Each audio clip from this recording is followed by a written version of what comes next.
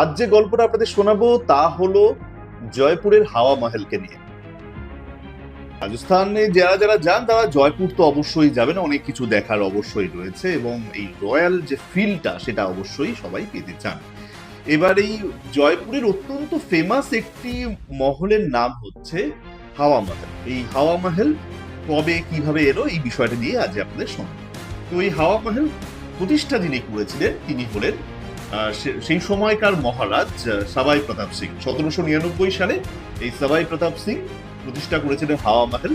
এবং এই যে হাওয়া মহলের যে স্ট্রাকচারটা সেটা কিন্তু শ্রীকৃষ্ণের মাথার যে মুকুট সেইটাকে মাথায় রেখেই তৈরি করা হয়েছিল বলে শোনা যায়।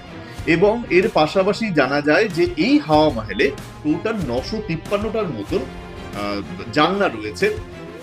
এই জানলা কেন 953টা করা হয়েছিল, এর কারণ হচ্ছে যে এই হাওয়া মহলে এই যে 953টা জানলা রয়েছে সেখানে বসে যাতে রাজ পরিবারের যারা মহিলারা রয়েছেন তারা ইজিলি বাইরে হওয়া প্রত্যেকটি অনুষ্ঠান ভালো করে দেখতে পারেন, যাতে তাদেরকে কেউ দেখতে না পান সেই ব্যবস্থা করা হয়েছিল।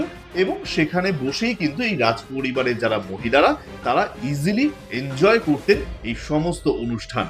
এই কারণেই তৈরি করা হয়েছিল এই হাওয়া মহল। সুতরাং নেক্সট টাইম যখন আপনি জয়পুর যাওয়ার প্ল্যান করবেন তাহলে হাওয়া মহলকে কিন্তু অবশ্যই আপনার লিস্টে রাখবেন।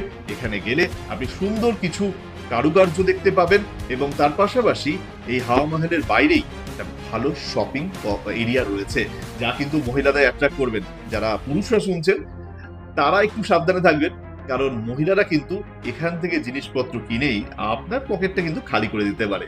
তো এই ছিল আজকের গল্প। আরো অনেক গল্প শোনার জন্য ফলো করুন স্টোরি টেলার সুমন্তকে।